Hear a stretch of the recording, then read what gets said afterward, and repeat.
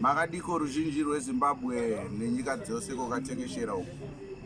Iyi ndiyo inonzi Rudzi Tribe. Tinofara zvikuru kusangana nemi. Tinovimba kuti mune mufaro mukuru uye makasimba zvikuru sei.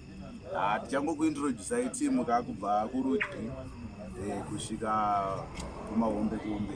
Tichangotanga nekuna Rasta. Indozi Desmond. So, hello, Maria Zimbabwe, indotwa Progi from the Rudzi Tribe family.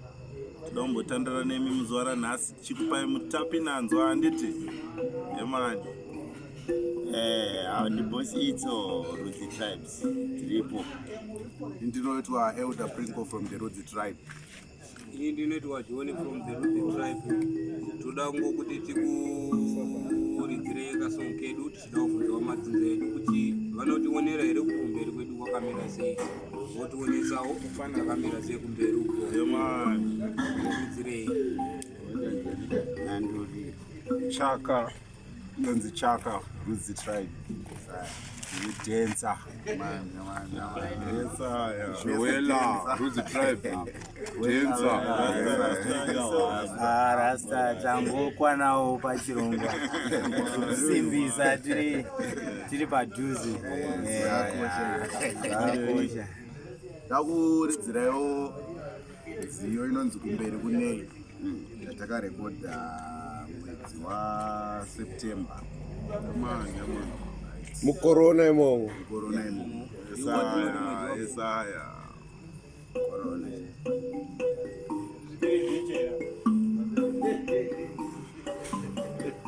Oye yelele mambo. Oye yelele mambo. Oye yelele mambo. Oye yelele mambo. Oye yelele mambo.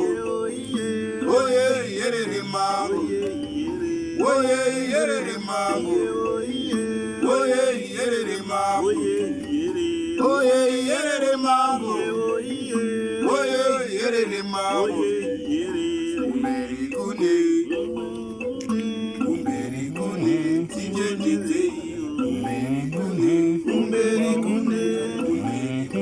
tioneze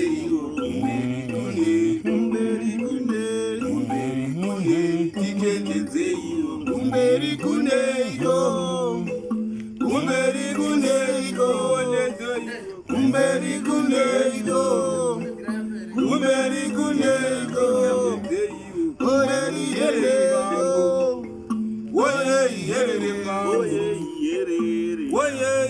mambo. Haya, pane zvikuitika. Ito na Chaka makanya kupfava stereki.